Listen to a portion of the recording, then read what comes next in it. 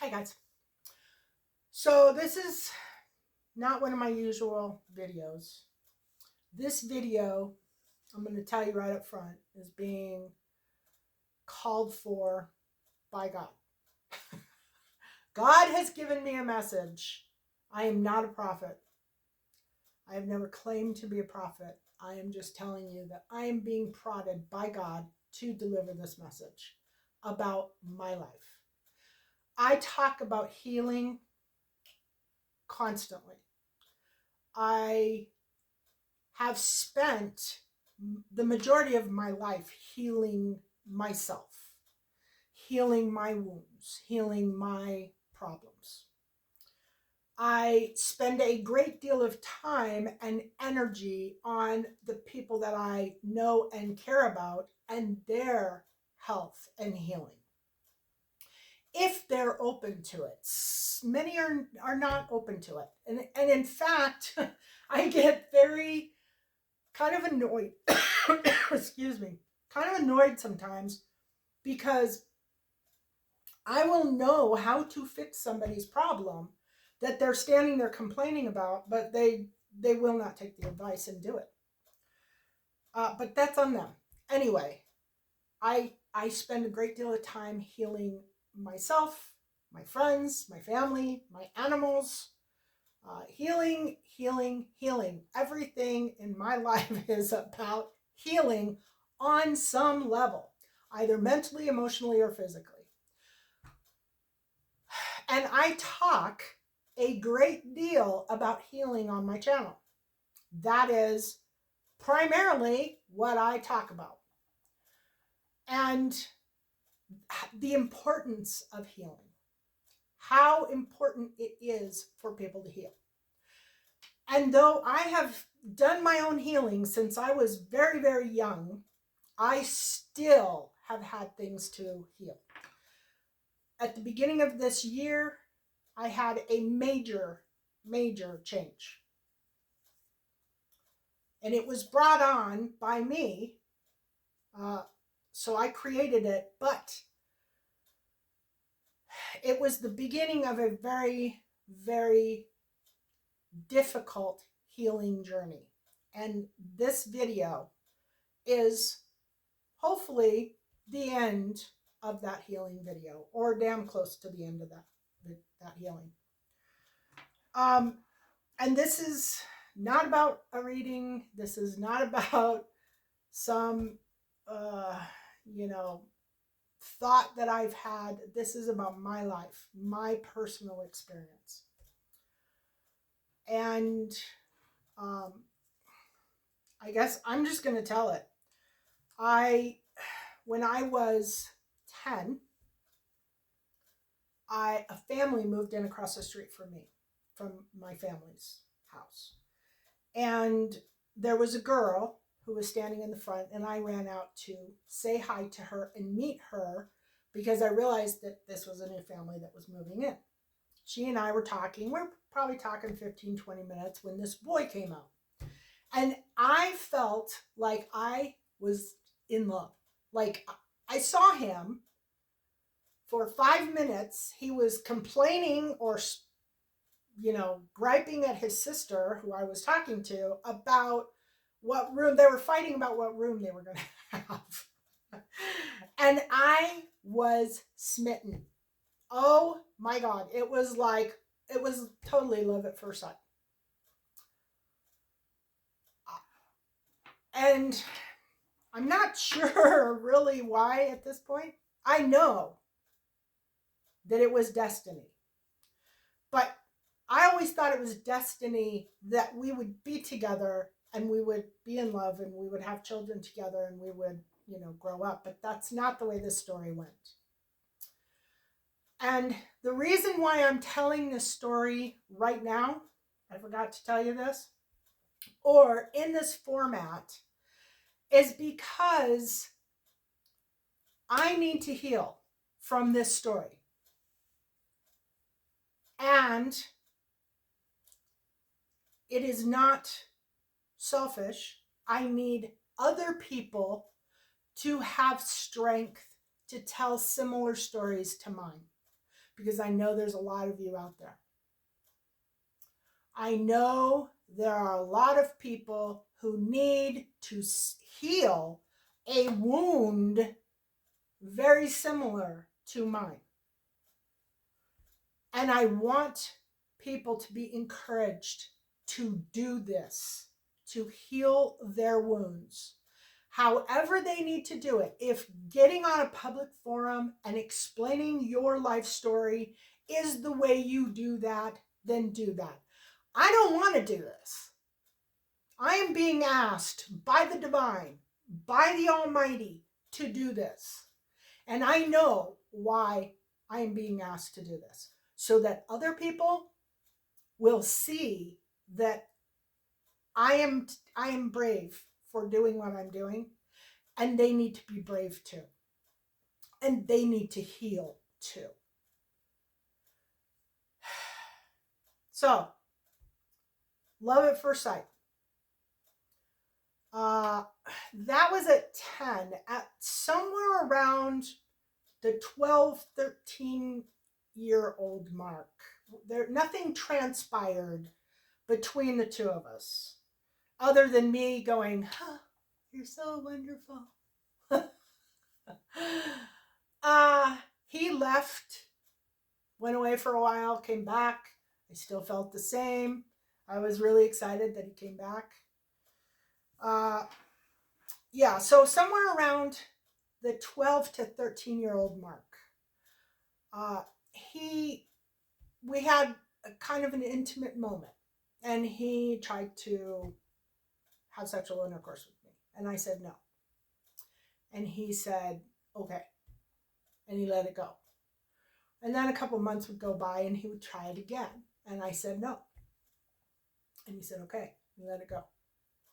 And then a couple months would go by, and he tried it again. And I said no. And this time, he said, 3 strikes, and I'm out.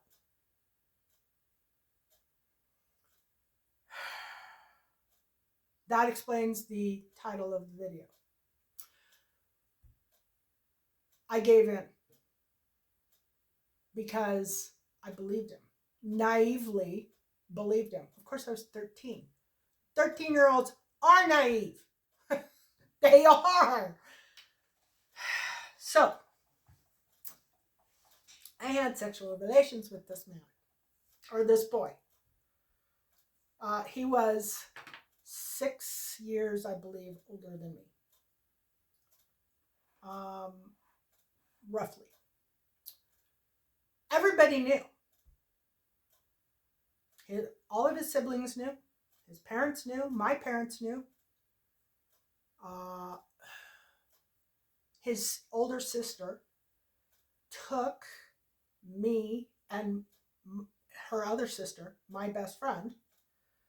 I thought she was my best friend, but she really wasn't. But anyway, to the local clinic to put us on birth control so that we wouldn't, get pregnant.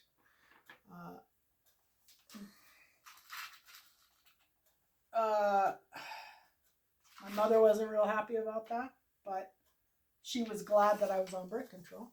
But at the same time, anyway, so the way this thing would go was he would be very distant, very cold.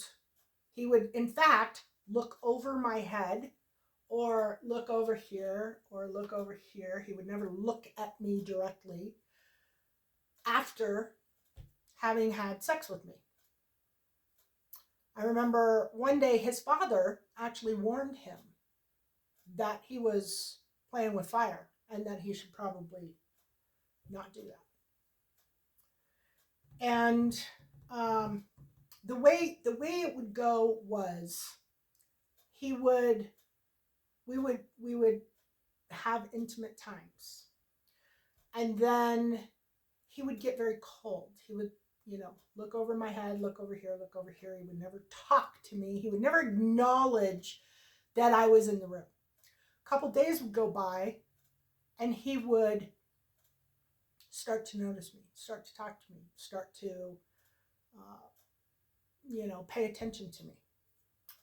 Which, of course, I was thrilled because he's paying attention to me. I didn't know why he wasn't paying attention to me in the first place, but I'm like 13, 14. So what do I know? All I know is I'm in love with this boy. And I have given my virginity to him. So this goes on for many years. At one point, when I was maybe 14, 15, his sister, who I was friends with, came to me and said that we were just hanging out one day, and she said she was going to, she wanted to lose her virginity to the boy down the street. And she told me that her and her brother had been doing some practicing.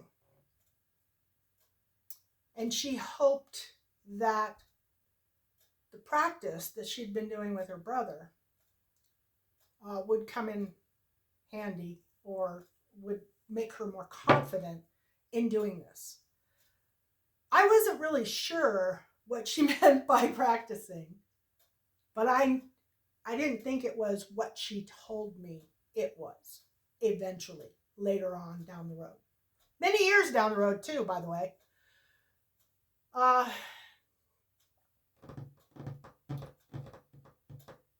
Anyway,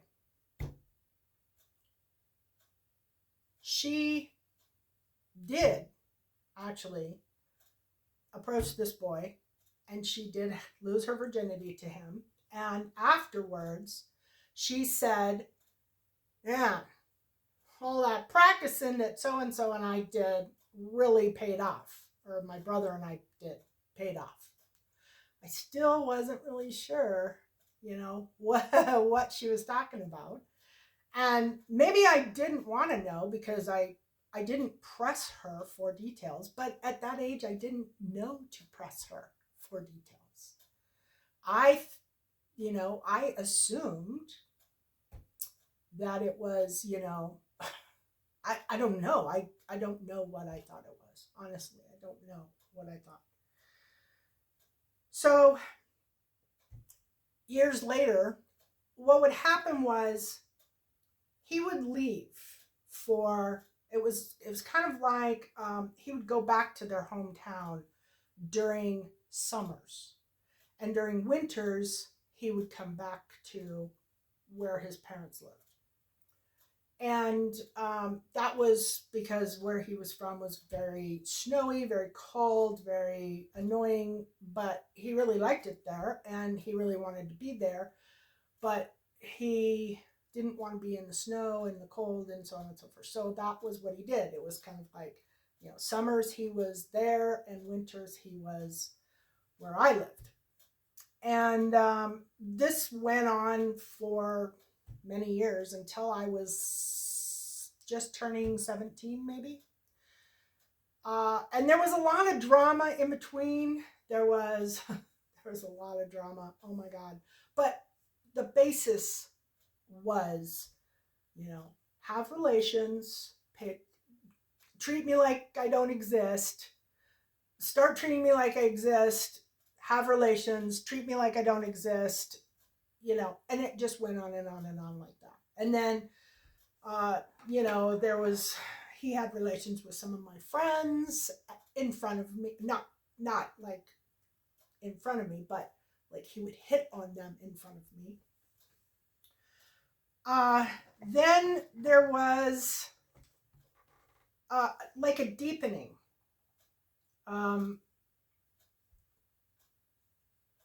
16, 17, somewhere in there.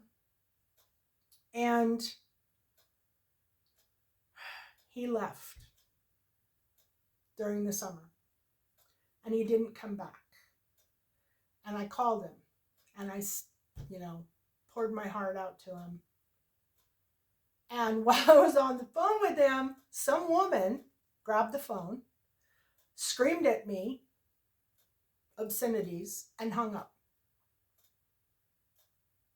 And I didn't talk to him again until I was 19. when he came to where I live to visit, uh, and he was getting ready to get married to the woman who screamed at me on the phone and told me to get lost. And he was attempting to have sexual relations with me, knowing that he was going to be having relationship with this, or he was going to be getting married to this woman. And he was only there for a couple days, and we had a good meeting. I did not do that. I also was getting married to another man. I think I was about 19, 20 years old at that point in time.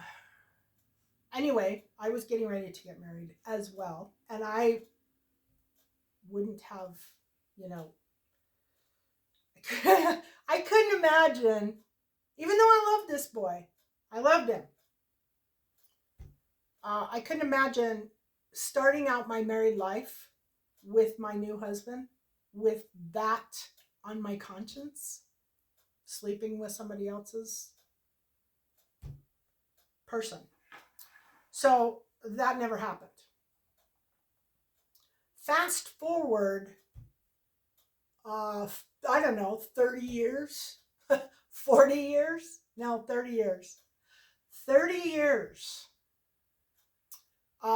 At one point along that journey, I stopped talking to the family. I finally decided that it just wasn't good. I mean, I'd known these people since the time I was 10 years old until I still know them. I mean, you know. Anyway, so and I have always maintained my love for this man. Always. Never faltered. Now I'm wondering why. Now that I know more about spirituality and a little bit more about the things that people do to other people without their knowledge, a lot of things are starting to click into place, and I'm starting to think that I was more of a victim than I realized. So I have contact with my girlfriend from childhood. Phone calls, we talk quite a bit.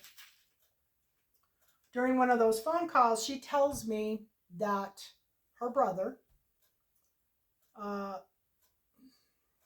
was in a bad way in his marriage. He'd been married, he had several kids. He was getting ready to leave, or he was in the process of leaving his wife. You know, his kids were grown, and except for one that was never going to be grown and out of the house.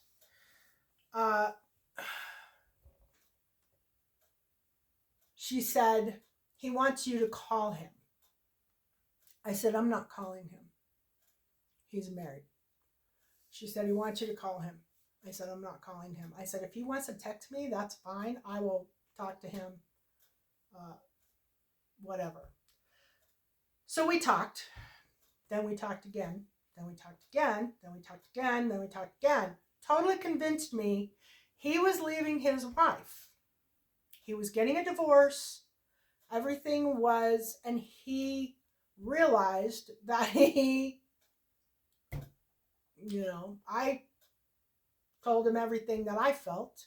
He told me everything that he felt. And he felt that he had made a big mistake, that he took the wrong path, and that he was in love with me and he wanted to be with me. So he was making plans to he was cleaning out his house and putting his house on the market. And he was pissed because his wife wasn't helping him. And he was supposedly talking to attorneys or whatever at that point and working on a divorce. And they were splitting up their property and selling everything and cleaning up the mess that they had made. Uh, it was taking some time because the economy was kind of slowing. This was around 2008-ish, maybe a little bit later. Anyway, it took him, I don't know, 2 years. He breadcrumbed the shit out of me for 2 years.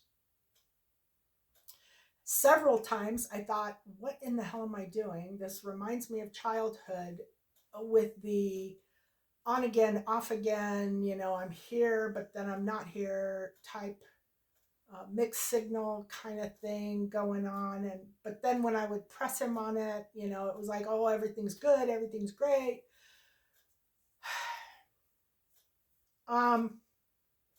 He ended up leaving the state that he was in, which was the state that he was from, and moving to the state that I'm in, and moved in with me. And for roughly 9 years, for about 4 or 5 years, I was patient.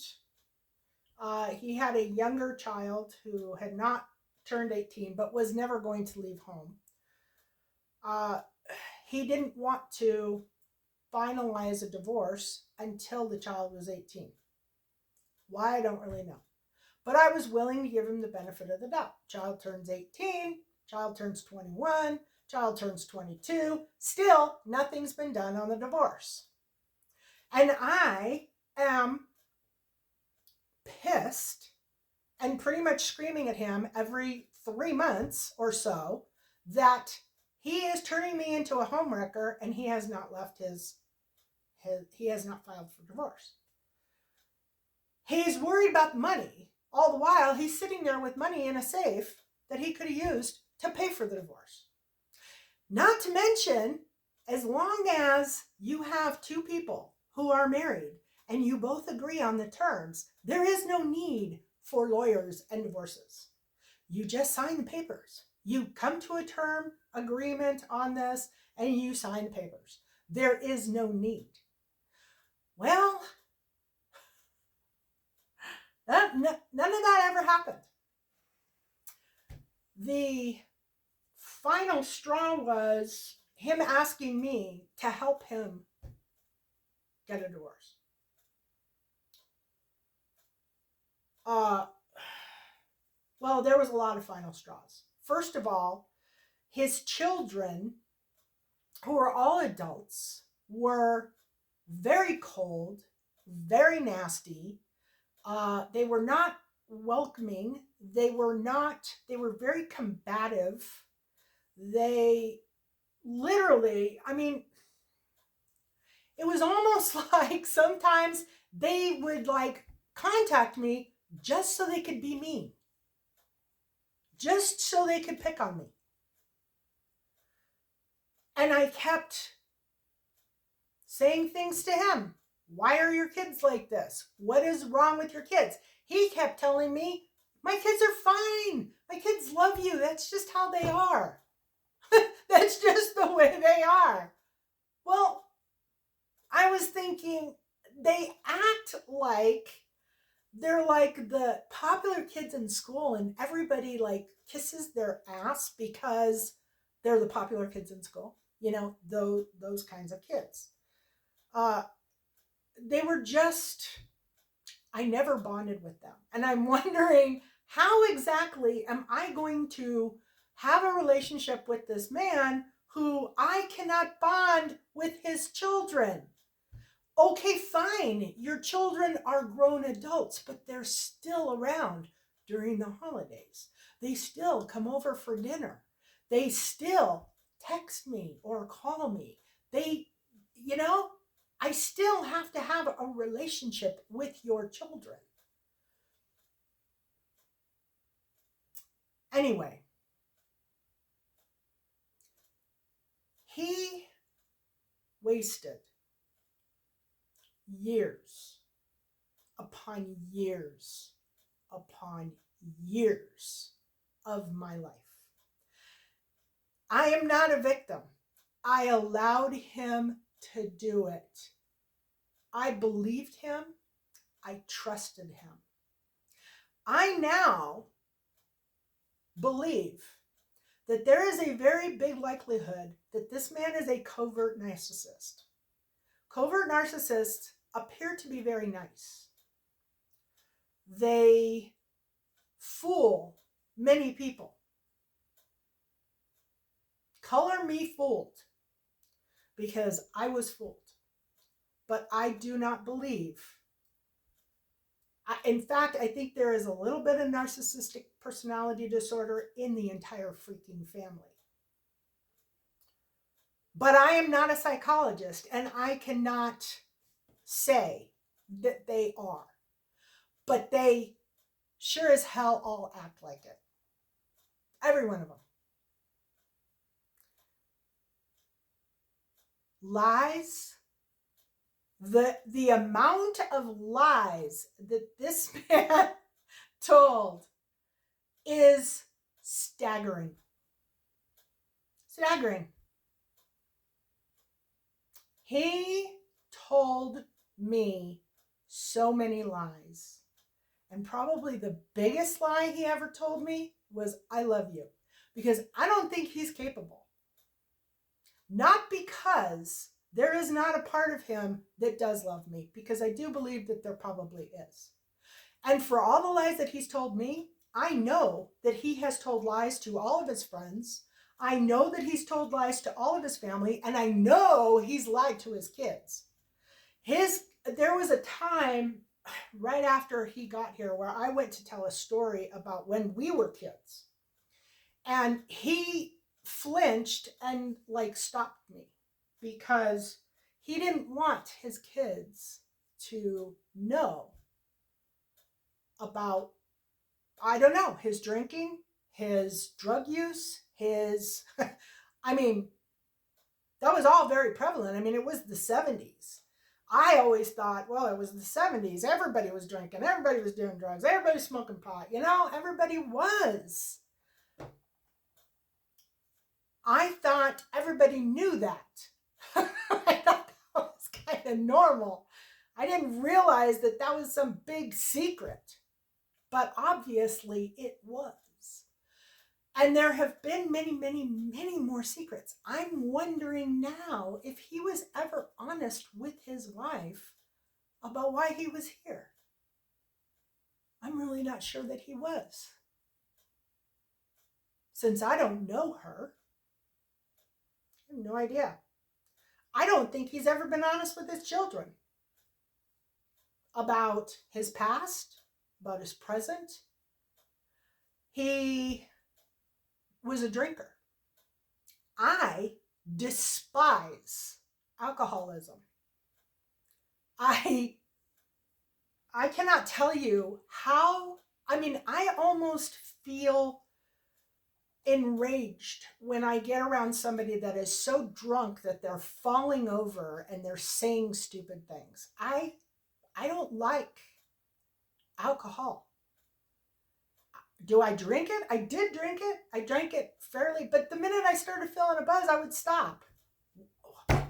Who needs to be in complete obliteration? People who aren't healed, that's who. People who don't want to feel something, that's who. And that is him. I was even told by his brother that he was a hardcore alcoholic. I was spending time with him. I never saw him drink before 5 o'clock. Had no idea he was drinking constantly. Couldn't smell it on his breath. I have absolutely no idea why. But I finally, as the years went on, realized that he was drinking from the time he woke up until the time he went to sleep. The only time he wasn't was while he was asleep. And I'm not even sure he wasn't getting up in the middle of the night to have a drink. I don't know. I have no idea. But that's how much he was drinking. And his brother had told me that he was drinking that much. And I told him, I have not seen that. I have seen him start drinking at 5 o'clock and drink until 10 o'clock when he goes to bed, which meant 1 or 2 drinks. I personally felt it was too much, but I didn't see him stumbling drunk. He didn't say things that were stupid. He seemed perfectly fine. So it didn't bother me as bad as, but I was constantly trying to get him to lighten up, stop, quit. You know, these are things that your body can handle. Over a period of time, you are going to pay the cost for that. But listen, as time went on, the masks started to come off, and I started seeing a different side.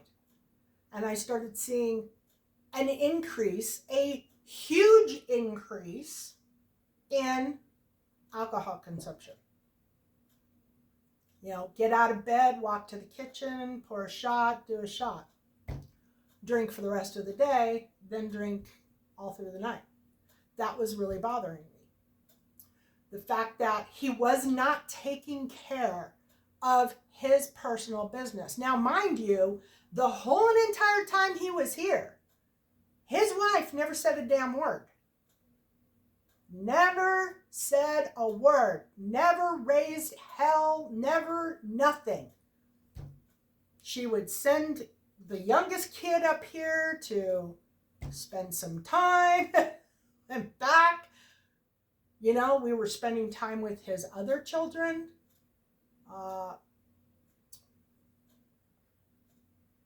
I assumed everybody knew what everybody was doing, but I don't think so. I don't think so. I think there was a lot of like really crazy stuff going on. At this time, I started reading more intuitively and more seriously. I've always read. I just haven't put a lot of effort into it. And there was a period where energy just got weird. As this thing progressed, it got weirder and weirder and weirder. And at one point, I was doing a reading and something came up about my relationship with him. Like we had just gotten in a fight or something. And during that reading, I had been told that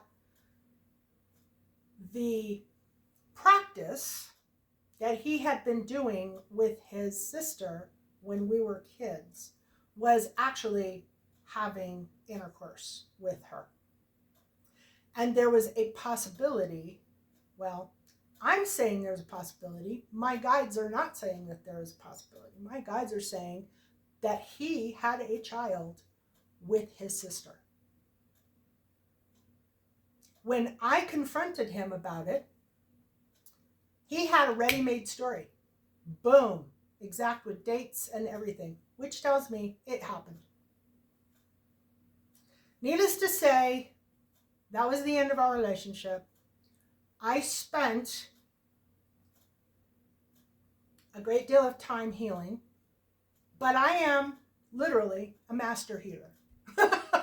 I am learning new things about my own healing journey at this point from this experience. And I am sharing all this with you because I want you to know that healing is a vital thing. Had I not had a father wound from way back, from my early childhood, he would have never been able to take advantage of me. He would have never been able to manipulate me. He wouldn't have been able to waste years of my life and to make me feel like I was not worthy of being loved properly. You know, this man should have asked me to marry him at like, I don't know, 20. We should have had kids. I believe that we were supposed to be together in this life. But he had addictions. He had demons. He knew I wouldn't put up with it. And I know that's exactly why he picked the other woman, because the other woman would give up. She would let him do it. I would have never allowed this man to be a lifetime alcoholic. I would have never allowed him to be a drug addict, especially if he was in my life. I would have left him, or I would have reformed him. Somehow, some way, I would have figured out a way to get him off of the substances. And I think he knew that.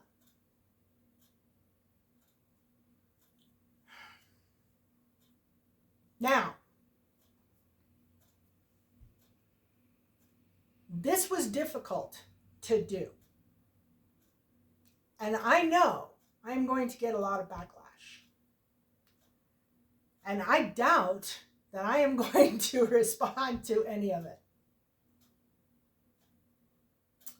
I want people to know that if you have been in situations in your life where you were taken advantage of, where you were manipulated, where you were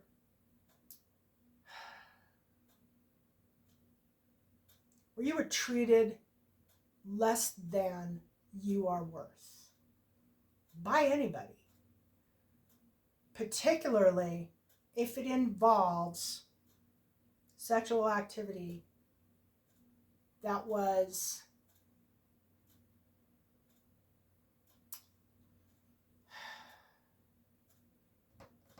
I'm not sure the word I want to use here. Anyway, that was wrong.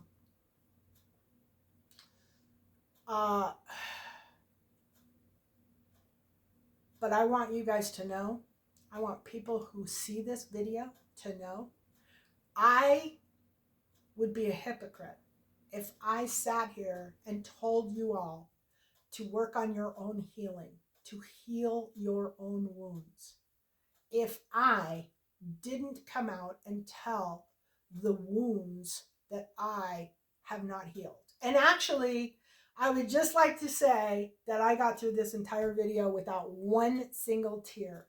So I know for a fact I've healed this wound. I am done and I am over it. And I am telling everybody out there right now through this video that not everybody who is in your life telling you they care about you, they love you, and they want to be with you actually does. Some of them are just bad people with bad problems who want to keep you stuck, keep you manipulated, keep you thinking something that isn't true. And they will screw up your life in doing so. And this story needs to come out so that somebody or many somebodies who are in positions similar to me do not have to deal or do not have to waste their lives caring about someone, being madly in love with someone who doesn't really even know how to love you. And generally speaking, that comes from a wound.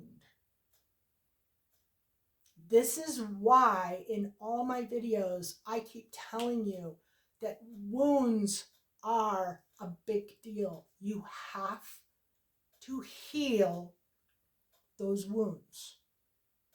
He is not healing his wounds. His children are not healing their wounds. His wife is not healing her wounds. People around them are not healing their wounds. His entire family is not healing their wounds. It's like a disease. You have one person who has wounds and they create problems with people around them. And now I know I'm not the only one.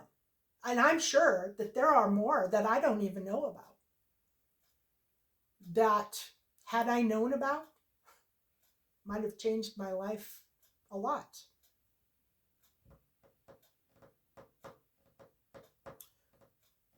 Anyway, healing wounds from your past is one of the single most important things you can do.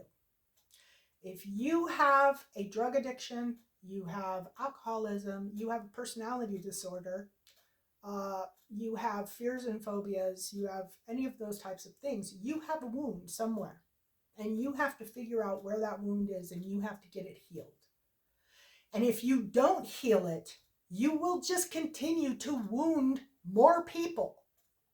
You will hurt other people all the way through your life, just like he hurt me.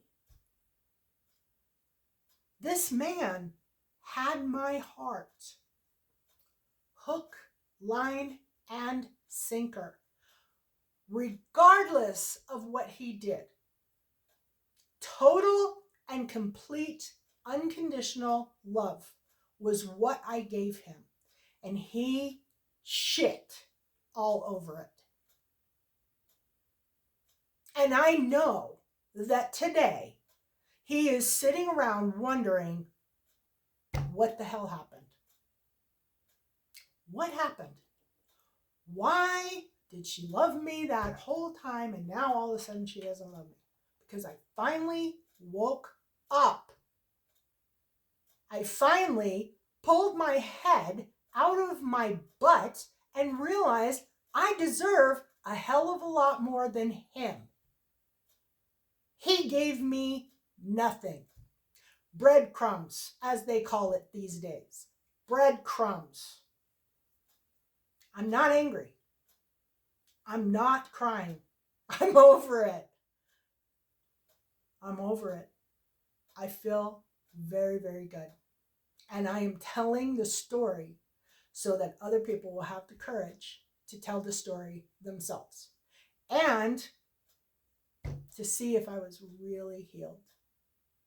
See if I was really over it. And here I am, not crying. I'm over it. Love and blessings to all.